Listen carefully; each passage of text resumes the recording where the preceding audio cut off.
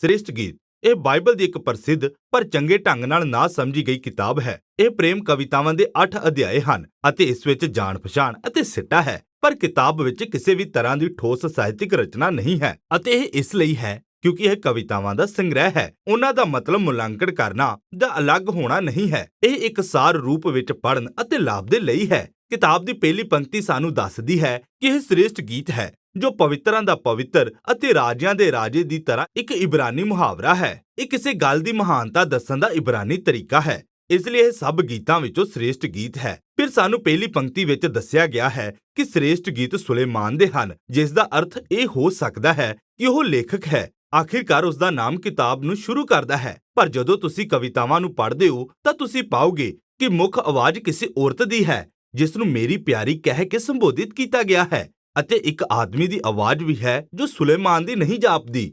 ਕਵਿਤਾਵਾਂ ਵਿੱਚ ਸੁਲੇਮਾਨ ਦਾ 2 ਵਾਰ ਜ਼ਿਕਰ ਕੀਤਾ ਗਿਆ ਹੈ, ਪਰ ਉਹ ਕਦੇ ਵੀ ਬੁਲਾਰਾ ਨਹੀਂ ਹੈ ਅਤੇ ਤੁਹਾਨੂੰ ਇਹ ਮੰਨਣਾ ਹੋਵੇਗਾ ਕਿ ਇਸ ਕਿਤਾਬ ਦੇ ਲੇਖਕ ਦੇ ਰੂਪ ਵਜੋਂ ਸੁਲੇਮਾਨ ਦਾ ਨਾਮ ਇਹ ਜਾਣਦੇ ਹੋਏ ਬੜਾ ਅਨੋਖਾ ਲੱਗਦਾ ਹੈ ਕਿਉਂਕਿ ਉਸ ਦੀਆਂ 700 ਪਤਨੀਆਂ ਸਨ। श्रेष्ठ ਗੀਤ ਵਿੱਚ ਪਾਏ ਜਾਣ ਵਾਲੇ ਪ੍ਰੇਮੀਆਂ ਦੇ ਲਈ ਇਸ ਸੰਸਾਰ ਵਿੱਚ ਦੂਜੇ ਤੋਂ ਬਿਨਾਂ ਉਹਨਾਂ ਦਾ ਹੋਰ ਕੋਈ ਨਹੀਂ ਹੈ। ਇਸ ਲਈ ਇੱਥੇ ਸੁਲੇਮਾਨ ਦਾ ਸੰਭਾਵਿਤ ਅਰਥ ਸੁਲੇਮਾਨ ਦੀ ਬੁੱਧੀ ਪ੍ਰਥਾ ਵਿੱਚ ਹੋਣਾ ਹੈ। ਉਹ ਆਪਣੇ ਗਿਆਨ, ਆਪਣੀ ਕਵਿਤਾ ਅਤੇ ਆਪਣੇ ਜੀਵਨ ਦੇ ਹਰ ਹਿੱਸੇ ਦੇ ਬਾਰੇ ਸਿੱਖਣ ਦੇ ਪ੍ਰਤੀ ਆਪਣੇ ਲਗਾਵ ਦੇ ਲਈ ਜਾਣਿਆ ਜਾਂਦਾ ਸੀ ਅਤੇ ਸੁਲੇਮਾਨ ਇਸਰਾਇਲ ਵਿੱਚ ਬੁੱਧੀ ਸਾਹਿਤ ਦਾ ਮੋਢੀ ਬਣ ਗਿਆ ਅਤੇ ਇਸ ਲਈ ਉਸ ਦੀ ਪਰੰਪਰਾ ਨੂੰ ਇੱਥੇ ਪ੍ਰੇਮ ਕਵਿਤਾਵਾਂ ਦੇ ਇਸ ਤਰ੍ਹਾਂ ਦੇ ਸੰਗ੍ਰਹਿ ਦੇ ਦੁਆਰਾ ਅੱਗੇ ਵਧਾਇਆ ਗਿਆ ਹੈ ਜਿਸ ਦਾ ਵਿਸ਼ਾ ਪ੍ਰੇਮ ਅਤੇ ਜਿਨਸੀ ਇੱਛਾ ਦੀ ਮਨੁੱਖੀ ਅਨੁਭਵ ਦੀ ਪੜਚੋਲ ਕਰਨਾ ਹੈ। ਸ਼ੁਰੂਆਤੀ ਕਵਿਤਾ ਸਾਡੀ ਜਾਣ ਪਛਾਣ ਇਸ ਕਿਤਾਬ ਦੇ ਬੁਨਿਆਦੀ ਮੁੱਦੇ ਨਾਲ ਕਰਵਾਉਂਦੀ ਹੈ। ਇੱਥੇ ਅਸੀਂ ਉਸ ਜਵਾਨ ਮਹਿਲਾ ਦੀ ਆਵਾਜ਼ ਸੁਣਦੇ ਹਾਂ ਜੋ ਆਪਣੇ ਪ੍ਰੇਮੀ ਨਾਲ ਬਾਗੋ-ਬਾਗ ਹੈ, ਜੋ ਇੱਕ ਚਰਵਾਹਾ ਹੈ। ਹੁਣ ਅਜੇ ਤੱਕ ਉਸ ਦਾ ਵਿਆਹ ਉਸ ਨਾਲ ਨਹੀਂ ਹੋਇਆ ਹੈ, ਪਰ ਇਹ ਸਪਸ਼ਟ ਹੋ ਜਾਂਦਾ ਹੈ ਕਿ ਉਹਨਾਂ ਦੀ ਮੰਗਣੀ ਹੋ ਚੁੱਕੀ ਹੈ ਅਤੇ ਉਹ ਇਕੱਠੇ ਰਹਿਣ ਦੀ ਹੋਰ ਉਡੀਕ ਨਹੀਂ ਕਰ ਸਕਦੇ। ਜਾਣ ਪਛਾਣ ਨਾਲ ਕਵਿਤਾਵਾਂ ਵਿੱਚ ਕਦੀ ਔਰਤ ਅਤੇ ਕਦੀ ਆਦਮੀ ਦੀ ਆਵਾਜ਼ ਵਾਰੀ-ਵਾਰੀ ਸੁਣਾਈ ਦਿੰਦੀ ਹੈ ਅਤੇ ਬਿਨਾਂ ਕਿਸੇ ਸਪਸ਼ਟ ਤਰਤੀਬ ਜਾਂ ਕਹਾਣੀ ਦੇ ਦ੍ਰਿਸ਼ ਬਦਲਦਾ ਰਹਿੰਦਾ ਹੈ। ਕਵਿਤਾਵਾਂ ਇਹਨਾਂ ਸਵੈ-ਸੰਗਤੀ ਦੇ ਚੱਕਰ ਵਿੱਚ ਘੁੰਮਦੀਆਂ ਰਹਿੰਦੀਆਂ ਹਨ ਅਤੇ ਮੂਲ ਤਸਵੀਰਾਂ ਅਤੇ ਵਿਚਾਰਾਂ ਨੂੰ ਬਾਰ-ਬਾਰ ਦੁਹਰਾਇਆ ਅਤੇ ਵਿਕਸਿਤ ਕੀਤਾ ਗਿਆ ਹੈ। ਕਵਿਤਾਵਾਂ ਨੂੰ ਇਕਸਾਰ ਲਿਆਉਣ ਵਾਲੇ ਬੁਨਿਆਦੀ ਵਿਸ਼ਿਆਂ ਵਿੱਚੋਂ ਇੱਕ ਇਹ ਹੈ ਕਿ ਇਸ ਜੋੜੇ ਵਿੱਚ ਇੱਕ ਦੂਸਰੇ ਦੇ ਲਈ ਗੂੜੀ ਇੱਛਾ ਹੈ ਜੋ ਉਹਨਾਂ ਦੇ ਲਗਾਤਾਰ ਖੋਜਣ ਅਤੇ ਮਿਲਣ ਦੇ ਦੁਆਰਾ ਪ੍ਰਗਟ ਹੁੰਦੀ ਹੈ। ਸ਼ੁਰੂਆਤੀ ਕਵਿਤਾ ਤੋਂ ਬਾਅਦ ਉਹ ਅਲੱਗ ਹੋ ਜਾਂਦੇ ਹਨ ਪਰ ਇੱਕ ਦੂਜੇ ਦੀ ਤਲਾਸ਼ ਵਿੱਚ ਰਹਿੰਦੇ ਹਨ। ਇਸ ਲਈ ਔਰਤ ਪੁਕਾਰਦੀ ਹੈ ਜਾਂ ਉਹ ਇੱਕ ਸੁਪਨੇ ਤੋਂ ਜਾਗਦੀ ਹੈ ਜਾਂ ਆਪਣੇ ਪ੍ਰੇਮੀ ਦੀ ਤਲਾਸ਼ ਕਰਦੀ ਹੈ ਅਤੇ ਇਸ ਤੋਂ ਵਧੇਕ ਉਹ ਇੱਕ ਦੂਜੇ ਨੂੰ ਮਿਲ ਜਾਂਦੇ ਹਨ। ਉਹ ਗਲੇ ਮਿਲਦੇ ਹਨ ਅਤੇ ਜਿਵੇਂ ਹੀ ਚੀਜ਼ਾਂ ਥੋੜੀਆਂ ਉਤੇਜਿਤ ਹੋ ਜਾਂਦੀਆਂ ਹਨ ਤਾਂ ਦ੍ਰਿਸ਼ ਅਚਾਨਕ ਖਤਮ ਹੋ ਜਾਂਦਾ ਹੈ ਅਤੇ ਨਵਾਂ ਸ਼ੁਰੂ ਹੋ ਜਾਂਦਾ ਹੈ।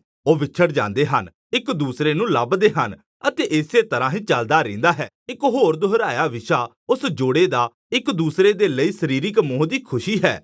ਕਈ ਵਾਰ ਉਹ ਰੁਕ ਕੇ ਇਹਨਾਂ ਵਿਸਤਾਰ ਵਾਲੇ ਦ੍ਰਿਸ਼ਟਾਂਤਾਂ ਦੇ ਨਾਲ ਇੱਕ ਦੂਸਰੇ ਦਾ ਵਰਣਨ ਕਰਦੇ ਹਨ ਅਤੇ ਇੱਥੇ ਇਹ ਜਾਣਨਾ ਜ਼ਰੂਰੀ ਹੋਵੇਗਾ ਕਿ ਇਬਰਾਨੀ ਕਵਿਤਾ ਵਿੱਚ ਇਹ ਤਸਵੀਰਾਂ ਅਤੇ ਦ੍ਰਿਸ਼ਟਾਂਤ ਮੁੱਖ ਰੂਪ ਵਿੱਚ ਦ੍ਰਿਸ਼ ਨਹੀਂ ਹਨ। ਜੇਕਰ ਤੁਸੀਂ ਦ੍ਰਿਸ਼ਟਾਂਤਾਂ ਦੇ ਅਨੁਸਾਰ ਇਹਨਾਂ ਲੋਕਾਂ ਦੀ ਇੱਕ ਤਸਵੀਰ ਬਣਾਉਂਦੇ ਹੋ ਤਾਂ ਤੁਹਾਡੇ ਲਈ ਉਹ ਬਹੁਤ ਹੀ ਅਜੀਬ ਜਿਹੀ ਹੋਵੇਗੀ।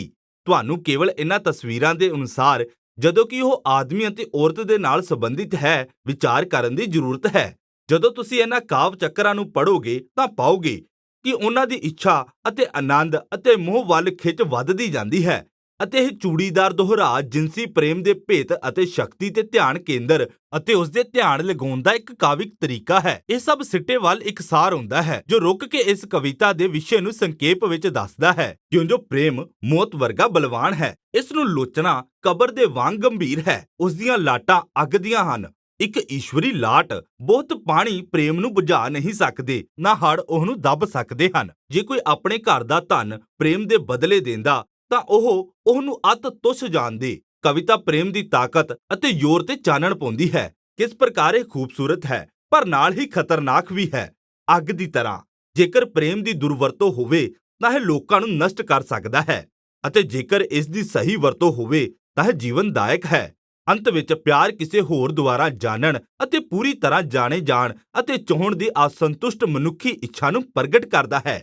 ਪ੍ਰੇਮ ਮਨੁੱਖੀ ਜੀਵਨ ਦੇ ਸਭ ਤੋਂ ਉੱਤਮ ਅਤੇ ਭੇਦ ਭਰੇ ਤਜੁਰਬਿਆਂ ਵਿੱਚੋਂ ਇੱਕ ਹੈ ਅਤੇ ਬਾਈਬਲ ਦੀ ਬੁੱਧੀ ਮਰਿਆਦਾ ਦੇ ਰੂਪ ਵਿੱਚ ਹੈ ਅਤੇ ਇਹ ਕਿਤਾਬ ਪ੍ਰੇਮ ਨੂੰ ਪਰਮੇਸ਼ਵਰ ਦਾ ਤੋਹਫਾ ਦੱਸਦੀ ਹੈ। ਇਸ ਤੋਂ ਬਾਅਦ ਇੱਕ ਅਲੱਗ ਜਿਹੀ ਕਵਿਤਾ ਹੈ ਜਿਸ ਵਿੱਚ ਸੁਲੇਮਾਨ ਪ੍ਰੇਮ ਨੂੰ ਖਰੀਦਣ ਦੀ ਕੋਸ਼ਿਸ਼ ਕਰਦਾ ਹੈ, ਜਿਸ ਨੂੰ ਪਿਛਲੀ ਕਵਿਤਾ ਵਿੱਚ ਅਣਹੋਣਾ ਦੱਸਿਆ ਗਿਆ ਹੈ। ਔਰਤ ਸੁਲੇਮਾਨ ਦੇ ਪ੍ਰਸਤਾਵ ਨੂੰ ਰੱਦ ਕਰ ਦਿੰਦੀ ਹੈ ਅਤੇ ਕਿਤਾਬ ਆਦਮੀ ਅਤੇ ਔਰਤ ਦੇ ਨਾਲ ਸਮਾਪਤ ਹੁੰਦੀ ਹੈ ਜੋ ਇੱਕ ਵਾਰ ਫਿਰ ਤੋਂ ਅਲੱਗ ਹਨ ਅਤੇ ਇੱਕ ਦੂਜੇ ਦੀ ਭਾਲ ਕਰਦੇ ਹਨ। ਉਹ ਉਸ ਦੀ ਆਵਾਜ਼ ਸੁਣਨ ਦੇ ਲਈ ਪੁਕਾਰਦਾ ਹੈ। ਉਹ ਉਸ ਨੂੰ ਆਪਣੇ ਨਾਲ ਭੱਜ ਜਾਣ ਦੇ ਲਈ ਬੇਨਤੀ ਕਰਦੀ ਹੈ ਅਤੇ ਇਸ ਤਰ੍ਹਾਂ ਕਿਤਾਬ ਸਮਾਪਤ ਹੁੰਦੀ ਹੈ। ਇਹ ਪੂਰੀ ਤਰ੍ਹਾਂ ਨਾਲ ਖੁੱਲ੍ਹਾ ਅੰਤ ਹੈ, ਪਰ ਇਹ ਪ੍ਰੇਮ ਦੀ ਤਰ੍ਹਾਂ ਹੈ ਜੋ ਅਸਲ ਵਿੱਚ ਕਦੀ ਖਤਮ ਨਹੀਂ ਹੁੰਦਾ, ਕਿਉਂਕਿ ਪ੍ਰੇਮ ਵਿੱਚ ਹਮੇਸ਼ਾ ਆਪਣੇ ਪ੍ਰੇਮੀ ਨੂੰ ਵਧੇਰੇ ਜਾਣਨ ਅਤੇ ਖੋਜਣ ਦੀ ਇੱਛਾ ਰਹਿੰਦੀ ਹੈ ਅਤੇ ਇਸ ਲਈ ਸੱਚੇ ਪ੍ਰੇਮ ਦਾ ਕੋਈ ਅੰਤ ਨਹੀਂ ਹੈ ਅਤੇ ਨਾ ਹੀ ਇਸ ਕਿਤਾਬ ਦਾ। ਹੁਣ ਸਦੀਆਂ ਤੋਂ ਸ੍ਰੇਸ਼ਟ ਗੀਤ ਦੇ ਕਾਰਨ ਉੱਠਿਆ ਇੱਕ ਵੱਡਾ ਸਵਾਲ ਇਹ ਹੈ ਕਿ ਆਖਿਰ ਧਰਤੀ ਤੇ ਬਾਈਬਲ ਵਿੱਚ ਪ੍ਰੇਮ ਕਵਿਤਾ ਕੀ ਕਰ ਰਹੀ ਹੈ। ਇਤਿਹਾਸ ਵਿੱਚ ਇਸ ਕਿਤਾਬ ਦੀਆਂ 3 ਮੁੱਖ ਵਿਆਖਿਆਵਾਂ ਰਹੀਆਂ ਹਨ। ਯਹੂਦੀ ਪ੍ਰਥਾ ਵਿੱਚ ਇਸ ਨੂੰ ਇੱਕ ਉਦਾਹਰਣ ਦੇ ਰੂਪ ਵਿੱਚ ਪੜ੍ਹਿਆ ਜਾਂਦਾ ਹੈ। ਔਰਤ ਇਸਰਾਇਲ ਹੈ, ਆਦਮੀ ਪਰਮੇਸ਼ਵਰ ਹੈ ਅਤੇ ਉਹਨਾਂ ਦਾ ਪ੍ਰੇਮ ਤੁਰੇਤ ਦਿਨ ਦੇ ਸਮੇਂ ਸਿਨਾਈ ਪਹਾੜ ਤੇ ਪਰਮੇਸ਼ਵਰ ਅਤੇ ਇਸਰਾਇਲ ਵਿੱਚ ਬੰਨੇ ਨੇਮ ਦਾ ਪ੍ਰਤੀਕ ਹੈ। ਇਹ ਵਿਚਾਰ ਮਸੀਹੀ ਪ੍ਰਥਾ ਵਿੱਚ ਪ੍ਰਵਾਹ ਹੋਇਆ, ਪਰ ਪਾਤਰ ਬਦਲ ਦਿੱਤੇ ਗਏ। ਇਹ ਆਪਣੇ ਲੋਕਾਂ ਅਤੇ ਕਲੀਸਿਆ ਦੇ ਲਈ ਮਸੀਹ ਦੇ ਪ੍ਰੇਮ ਬਾਰੇ ਹੈ ਅਤੇ ਇਹ ਵਿਆਖਿਆ ਅਫਸੀਆਂ 5 ਵਿੱਚ ਪੌਲੁਸ ਦੇ ਸ਼ਬਦਾਂ ਤੋਂ ਉਤਸ਼ਾਹਿਤ ਹੈ ਕਿ ਇੱਕ ਮਸੀਹੀ ਪਤੀ ਦਾ ਉਸ ਦੀ ਪਤਨੀ ਦੇ ਪ੍ਰਤੀ ਪ੍ਰੇਮ ਮਸੀਹਾ ਦਾ ਆਪਣੀ ਕਲੀਸਿਆ ਪ੍ਰਤੀ ਪ੍ਰੇਮ ਦਾ ਪ੍ਰਤੀਕ ਹੈ। ਦਿਲਚਸਪ ਗੱਲ ਇਹ ਹੈ ਕਿ ਪਿਛਲੇ 100 ਸਾਲਾਂ ਵਿੱਚ ਮਿਸਰ ਅਤੇ ਬਾਬਲ ਵਿੱਚ ਜੋ ਇਸਰਾਇਲ ਦੇ ਪ੍ਰਾਚੀਨ ਹਨ, ਉੱਥੇ ਹੋਈ ਪੁਰਾਤਤਵ ਖੋਜ ਵਿੱਚ ਅਨੇਕ ਪ੍ਰਕਾਰ ਦੀਆਂ ਪ੍ਰਾਚੀਨ ਪ੍ਰੇਮ ਕਵਿਤਾਵਾਂ ਮਿਲੀਆਂ ਹਨ ਜੋ ਸ੍ਰੇਸ਼ਟ ਗੀਤ ਦੀ ਭਾਸ਼ਾ ਅਤੇ ਚਿਤਰਨ ਵਾਂਗ ਹਨ। ਅਸੀਂ ਵੇਖਦੇ ਹਾਂ ਕਿ ਪ੍ਰੇਮ ਕਵਿਤਾ ਇਸਰਾਇਲ ਦੇ ਸੱਭਿਆਚਾਰਿਕ ਵਾਤਾਵਰਣ ਦਾ ਇੱਕ ਮਹੱਤਵਪੂਰਨ ਭਾਗ ਸੀ। ਇਸ ਕਰਕੇ ਅੱਜ-ਕੱਲ ਦੇ ਅਨੇਕ ਵਿਦਵਾਨ ਸ੍ਰੇਸ਼ਟ ਗੀਤ ਨੂੰ ਉਸੇ ਰੂਪ ਵਿੱਚ ਵੇਖਦੇ ਹਨ ਜਿਸ ਤਰ੍ਹਾਂ ਉਹ ਹੈ, ਇੱਕ ਇਸਰਾਇਲੀ ਪ੍ਰੇਮ ਕਵਿਤਾ ਜੋ ਪ੍ਰੇਮ ਦੇ ਰੱਬੀ ਤੋਹਫੇ ਤੇ ਚਾਨਣਾ ਪਾਉਂਦੀ ਹੈ। ਪਰ ਇਸ ਦਾ ਮਤਲਬ ਇਹ ਨਹੀਂ ਹੈ ਕਿ ਇਹ ਕੇਵਲ ਪ੍ਰਾਚੀਨ ਕਵਿਤਾ ਹੈ। ਜਦੋਂ ਇਸ ਨੂੰ ਪੁਰਾਣੇ ਨੇਮ ਦੇ ਭਾਗ ਦੇ ਰੂਪ ਵਿੱਚ ਪੜ੍ਹਦੇ ਹਾਂ ਤਾਂ ਇਹਨਾਂ ਕਵਿਤਾਵਾਂ ਦੀ ਇੱਕ ਮੁੱਖ ਵਿਸ਼ੇਸ਼ਤਾ ਜੋ ਸਾਹਮਣੇ ਆਉਂਦੀ ਹੈ ਅਤੇ ਉਹਦੇ ਵਿੱਚ ਬਾਗ ਦੇ ਚਿਤਰਨ ਦੀ ਵਧੇਰੇ ਵਰਤੋਂ ਹੈ। ਇਹ ਉਤਪਤ ਦੇ ਸ਼ੁਰੂਆਤੀ ਅਧਿਆਵਾਂ ਵਿੱਚ ਅਦਨ ਦੇ ਬਾਗ ਅਤੇ ਵਿਵਾਹਿਤ ਜੋੜੇ ਦੇ ਮਨਮੋਹਨ ਦ੍ਰਿਸ਼ ਦੀ ਸ਼ਕਤੀਸ਼ਾਲੀ ਗੂੰਜ ਹੈ।